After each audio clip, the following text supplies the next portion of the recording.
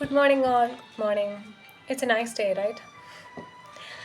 So, how do you like numbers? Do you like numbers? Yes. How do you like numbers? Or say, what are the kind of numbers you have already learned? You know decimals. Yes, you know decimals. What about fractions? Then what about 1 by 2 plus 1 by 4?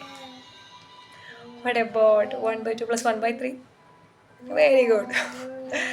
So, yeah, taking another step, that is ratio. Today we will learn about ratio. What is ratio? What is meant by ratio? How do we say what it is? How do we write it? Okay. So first of all, I'm going to draw AB. This is the line AB, and I'm going to cut this into 5 equal parts. Okay. One, two, three, four. Okay. And three parts together we call this AP. The third point I noted it as P. So three parts together is AP, and the other two parts is, we can say, this is BP. So by using fractions, we are going to find the ratio between AP and BP. Okay. For this, how do you say AP with respect to AB? AB is the whole cake. We are divided into 5 parts, 5 equal parts. So AP is three pieces of cakes together. So how do we say this in how do we express AP in fractions with respect to AB? Yes, AP is equal to AP is 3 parts divided by the whole is AB, that is 5 parts of AB.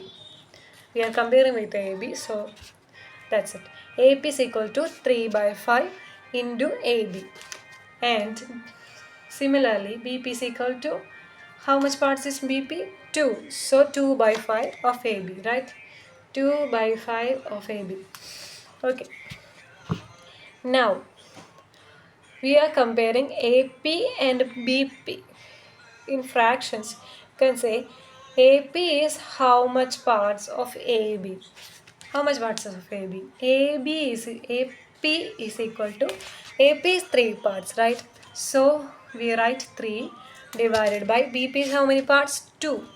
So 3 divided by 2 of BP. And what about BP? BP is equal to, BP is 2 parts, so 2 divided by AP is 3 parts, so 3 into AP. So we get the relation between AP with respect to BP and BP with respect to AP in fractions. So now, if you look at it, we can see that AP is consisting of 3 equal parts. We have already divided AB. From first I told you that we have divided AB into 5 equal parts. So each of the single parts will be of the same length, right? So AP is 3 parts of this same length. So this very small part, we are considering this very small part. So this very small part is uh, cons- consider AP and this very small part. So what about the length of this very small part? You can say 1 out of 3. Right? So 1 by 3 of AP is the length of this small part. And what about the BP? This very small part is 1 divided by the whole BP is 2 parts, 1 by 2 of BP. And we know each of these 5 single parts are of same length. So this is the length of small part and this is the length of small part. So we can say that this is equal. And so 1 by 3 AP is equal to 1 by 2 BP. If you can see, AP is 3 into the length of the small part. 3 into the small part. And BP is 2 into the small part. So we can say that AP and BP are in the ratio 3 is to 2. We use colon, but we read it as is to. It is to denote the ratio between AP and BP. So if you are asking about the ratio between BP and AP, we just read from here like 2 is to 3. Okay. AP and BP are in the ratio 3 is to 2, and BP and AP are in the ratio 2 is to 3.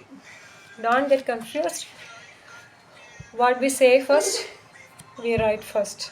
Okay, how much parts? 3 parts. AP is first, so 3 parts. BP is second, so second part, 2 parts. So, if AP is, for example, if AB is equal to, the length of AB is equal to 10 centimeter, this very small part will be how much of the length? Yes, it will be 10 by 5, that is equal to 2 centimeters. So, if you are given AP and BP are in the ratio 3 is to 2, we can say 3 into the length of small part. That is 3 into 2, that is equal to 6. So, AB is equal to, if AB is equal to 10 centimeter, AP is to BP is equal to 3 is to 2, then AP is equal to 3 into 2, that is equal to 6, and BP is equal to 2 into 2, that is equal to 4 centimeter. This is how we calculate ratio and how calculate the length from using the ratio. Okay, so I hope you get the idea of ratio. So we will learn more about the ratio in next classes, more examples and more questions. So I hope you understood the class. Thank you.